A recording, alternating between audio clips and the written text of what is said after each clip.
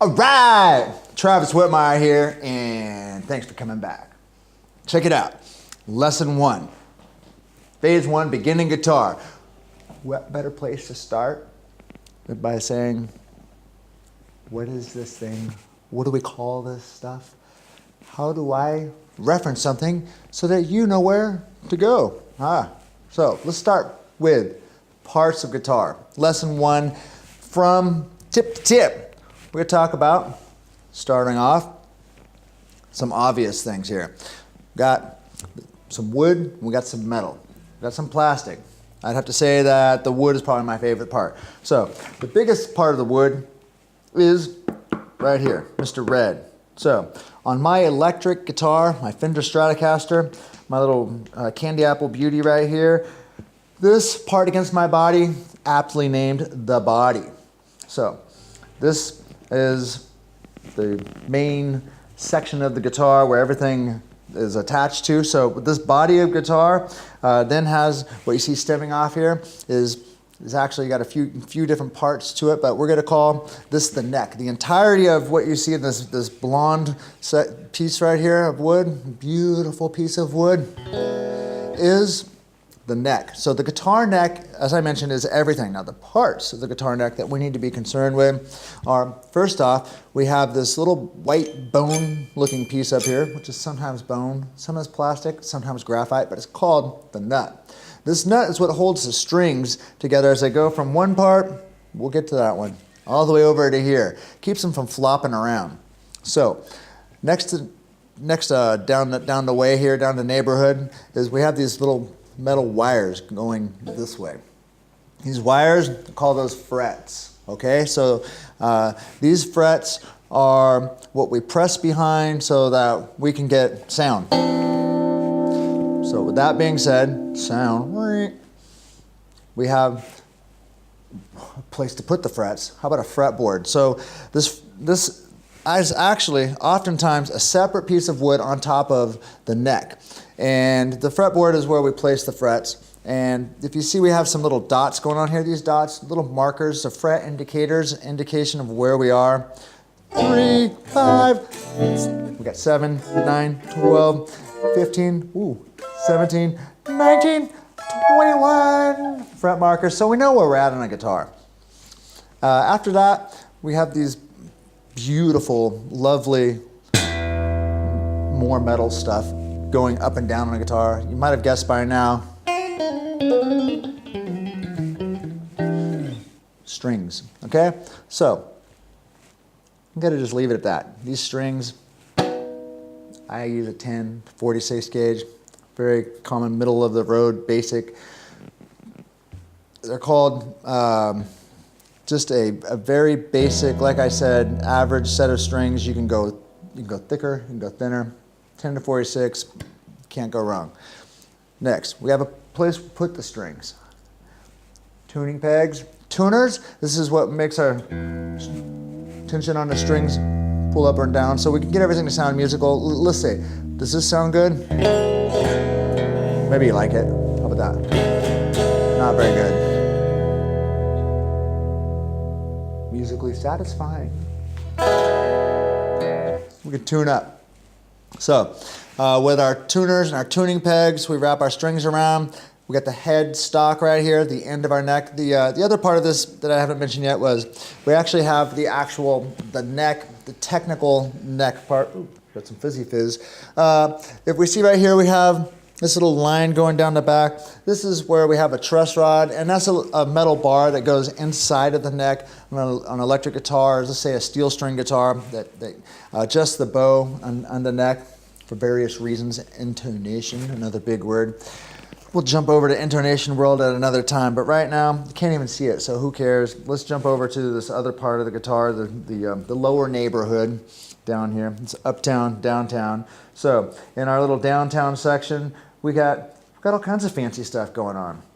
Right now, as I mentioned, we have our strings going from one part to the other. We follow our strings all the way down. I remember learning to do that first time. It was like an airplane taking off. Thought it was so cool. Anyways, we got what's called a bridge, right? We're not really going from anywhere to anywhere, so I don't know why would be named a bridge, but it is. And this particular bridge is a floating bridge, as is evident here. Check it out.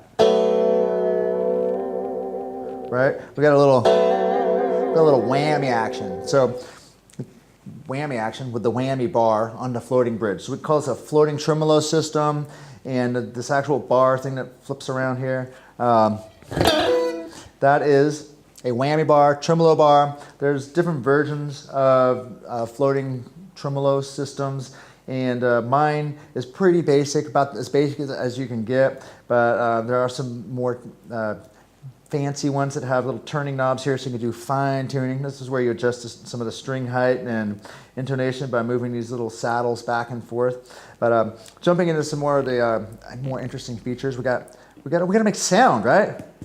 How do we make sound? Well, we got these little like little microphones hanging out in these little compartments here that we call pickups. Not a pickup truck, but these little pickups right here, so we can get some sound going. And we have, to adjust our sound or move our sound, we have a toggle switch right here to move up and down. This is a pickup selector. So what we take, and we have, in this particular guitar, 3 different pickups. We have closest to neck, guess what? Neck position, and you're generally going to have more of a bassier or a more bottom end to your tone. The more we are, remember, was this uptown over here? And we start going downtown to the far extreme. I'll play an example with 1 chord. We have, it's very brittle. Check it out. Now, of course, I'm playing in a brittle part, but if I slide this all the way to the other section and do the same thing, cool, right? You can hear the difference in the tone. So you go from one extreme to the next.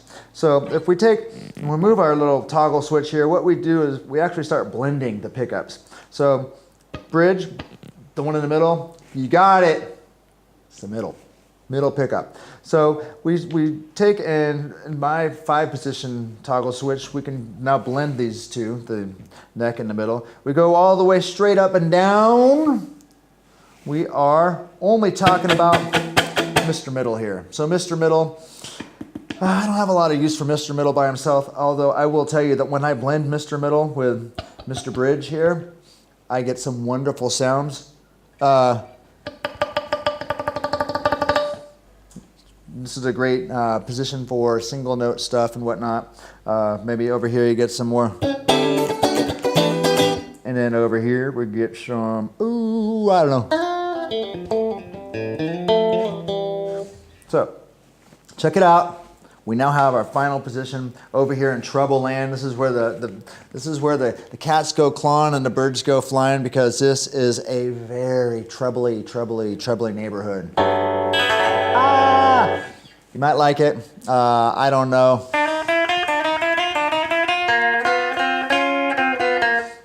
Not my favorite sound, but how do we adjust the sound even more? We go over into this other little neighborhood of these little spinny things.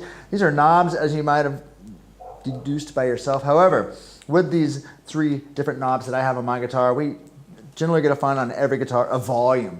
And the volume is usually the one closest to the pick, so you can roll on and off sound, right? And after our volume, we have tone, and these tones are going to work differently depending on what pickup selections that you have. So in my guitar, the way it's wired, if you just have just this one, then you're only going to get tone control, which is basically rolling off some of the highs for the way that my guitar is wired up. So now you get to hear that, oh wow, it just scooped everything out, poof, right over into a very flat, bland world. Ooh, let's turn it back up. Now, if we want to start blending the pickups, we can start getting different configurations of sound. So there's a little overview as far as the volume and the tone controls on your pots. You might hear that word, short for potentiometer, I believe. And little things down in the guts of the guitar underneath this section right here, the pick guard. Last thing I want to touch base on before we head out is this is the guitar input of the guitar jack. So this is where you plug in your guitar to make some rock and roll sound. So getting into some rock and roll sound, let's jump back on lesson number 2. We're going to touch base on, yes, how to hold the guitar and how to hold a pick. Can't wait to see you there. And as always, see you later, alligator. Ain't a while, crocodile. My little crazy. All right.